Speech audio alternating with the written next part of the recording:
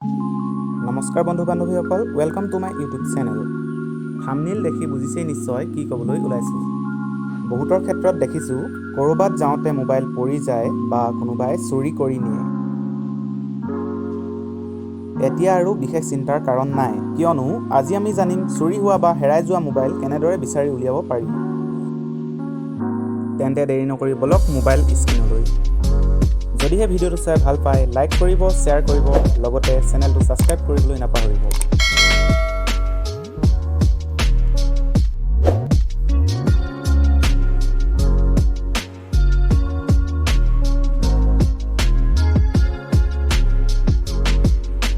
প্ৰথমে আপোনালোকে মোবাইলৰ ছেটিং অন কৰি ল'ব। ইয়াৰ পিছতে আপোনালোকে দেখা পাব তললৈ ডিভাইচ এণ্ড প্ৰাইভেচি, তাত ক্লিক কৰিব। তাত ক্লিক কৰাৰ পিছত আপোনালোকে দেখা পাব 3 নম্বৰত ফাইণ্ড মাই ডিভাইচ, তাত ক্লিক কৰিব। ইয়াৰ পিছতে আপোনালোকে ফাইণ্ড মাই ডিভাইচ অপশ্যনটো যদিহে অফ হৈ থাকে তেন্তে অন কৰি ল'ব। আপোনালোকে ফাইণ্ড মাই ডিভাইচত ক্লিক কৰি প্লে ষ্ট'ৰৰ পৰা find my device app install কৰি ল'ব পাৰিব। মই আপোনালোকক ইনষ্টল কৰি দেখাই দিছোঁ।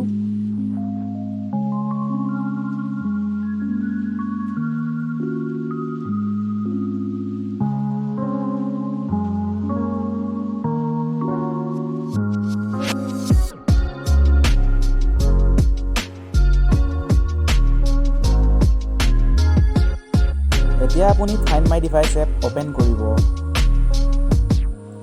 অ'পেন কৰাৰ পিছত আপোনালোকে আপোনালোকৰ জিমেইল দি ইয়াক কণ্টিনিউ কৰিব।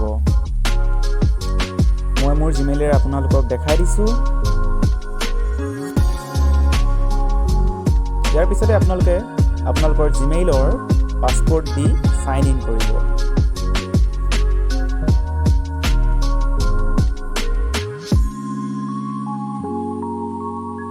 আৰু আপোনালোকক কিছুমান পাৰ্মিশ্যন বিচাৰিব, পাৰ্মিশ্যনবোৰ এলাউ কৰি দিব। আপোনালোকে দেখা পাব আপোনালোকৰ মোবাইলৰ নাম, লগতে কি চিম ইউজ কৰি আছিলে, ইয়াৰ দ্বাৰা আপোনালোকে প্লে চাউণ্ড কৰিব পাৰিব আৰু লগতে ডিভাইচ ছিকিউৰ কৰিব পাৰিব। যদিহে কোনোবাই লৈ আছে আপোনালোকে মেছেজ পঠিয়াই দিব পাৰিব। আৰু লগতে আপোনালোকে ইয়াৰ দ্বাৰা মোবাইলৰ EMEI নাম্বাৰ কালেক্ট কৰিব পাৰিব।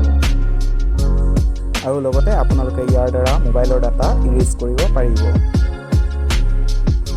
ধন্যবাদ বন্ধু বান্ধৱীসকল, আজিলৈ ভিডিঅ'টো ইমানতে সামৰিছোঁ। ভিডিঅ'টো চাই কেনে পালে কমেণ্ট কৰি জনাবলৈ নাপাহৰিব।